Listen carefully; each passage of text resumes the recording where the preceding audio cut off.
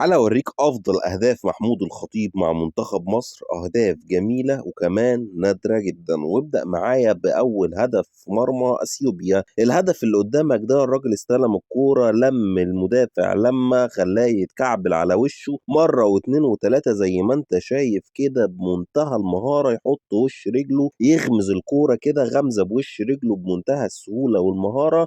ده محمود الخطيب اللي قدّم كتير جدًا لمنتخب مصر. الهدف التاني في مرمى منتخب كينيا بعد تمريرة من كورة معقربة كده من مسعد نور لكابتن محمود الخطيب اللي ما بيسميش على الكورة في الحتة دي جوّه قوس ال18 يحط وش رجله ويقول لها روحي، بتروح وبتسمع كلامه طبعًا ما هي المطيعة هي كرة القدم اللي بتحب محمود الخطيب. ده الهدف التالت معانا من محمود الخطيب في مرمى منتخب السودان، وهدف على طريقة كابتن ماجد بيحط وش رجله بتسديدة النمر زي ما انت شايف كده، كورة عارفة طريقها بتروح في السوكة فوق ولا تصد ولا ترد كعادة تسديدات محمود الخطيب. أفضل لعيب مر على تاريخ مصر بلا منازع ولا منافس. وده هدف من الأهداف النادرة جدا لكابتن محمود الخطيب مع منتخب مصر في مرمى مين بقى؟ في مرمى منتخب الجزائر، وهدف بيستلم الأوت وهو بالاستلامة بيرقص 2 مدافعين و2 لعيبة بكورة واحدة، يعني هي استلامة بترقيصة والتالت راح واخده في السكة كده وبعد الكورة في البعيدة بمنتهى المهارة والدقة والحلاوة. محمود الخطيب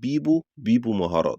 وده الهدف الخامس والهدف الأشهر لمحمود الخطيب بتشيرت منتخب مصر وهو في مرمى تونس بسبب استلامته الغير عقلية، الاستلامة اللي ما تجيش على عقل واحد بيلعب كورة، وهي الاستلامة بترقيصة بكعبه زي ما انت شايف. تخيل يبقى المهاجم رايح على 3 مدافعين لوحده والكورة ملعوبة له باص زي ده في ظهره ويقدر يستلم ويرقص بكعبه بس ال3 مدافعين، وكمان يفنش بمنتهى الهدوء والمهارة اللي في الدنيا، اللي بتبين ان احنا قدام موهبة جبارة، موهبة ما جاتش في مصر تاني، موهبة جت في مصر مرة واحدة بس اسمها محمود الخطيب. والهدف السادس معانا لمحمود الخطيب بتشيرت منتخب مصر وهو هدف من أندر النوادر، وهدفه في مرمى منتخب نيجيريا، كرة ملعوبة له من ناحية الباك اليمين بيستلمها على صدره وبعد كده برجله اليمين بعد كده بشماله في المرمى من غير ما تنزل على الأرض تماما، رغم انه كان وسط 2 مدافعين، ولكن حتى حارس المرمى قعد يتفرج زينا بالظبط ما احنا بنتفرج وبنستمتع بالهدف ده دلوقتي كده على طريقة بيبو الأسطورة. وده الهدف السابع معانا لمحمود الخطيب بتشيرت منتخب مصر في مرمى استونيا بعد ما رقص المدافع الاول وفضل منيمه على الارض ورقص حارس المرمى، وبعد ما رقص حارس المرمى كمان رقص المدافع التاني يلا هو بالمره ويحرز هدف في الشباك الخاليه تماما، هدف مارادوني على طريقه مارادونا وبيليه. ولكن قبل ما تشوف كل الترقيص والحلويات والمسرحيه الاستعراضيه اللي قدر يقدمها محمود الخطيب في الجول، عايزك تتفرج على التحرك الممتاز الذكي الاوفرلاب اللي عمله وطلع ازاي عشان يستلم الكوره.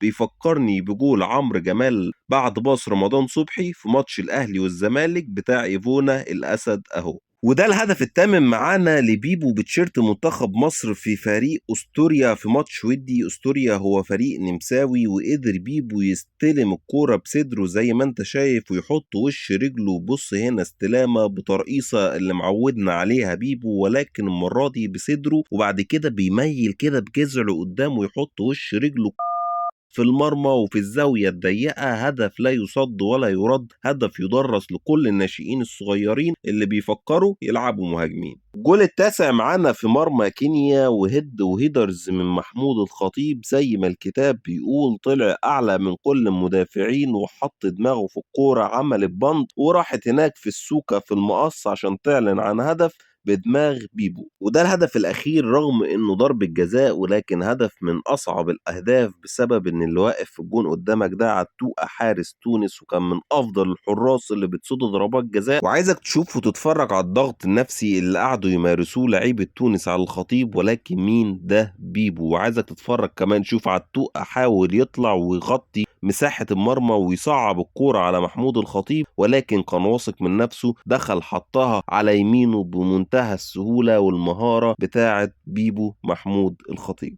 والفيديو ده خصوصا ردا على فئة كده من الجمهور المصري اللي بيقولك اصل الخطيب ملوش تاريخ مع منتخب مصر. لا، الخطيب ليه تاريخ مع منتخب مصر، وتاريخ كبير جدا، واحرز اهداف حلوة جدا، وليه حاجات كمان واسيستات وحاجات اكتر من كده، واهداف اكتر من كده بكتير. ولكن ده من وجهة نظري دول افضل اهداف سجلها الخطيب، ومنها اهداف نادرة متسجلتش تقريبا وكانت بتتمسح. اعمل بقى سبسكرايب وفولو ولايك للفيديو عشان اللي جاي احلى واحلى واحلى، وفي حاجات كتير جاية هتبسطك سواء اهلاوي او زملكاوي. سلام.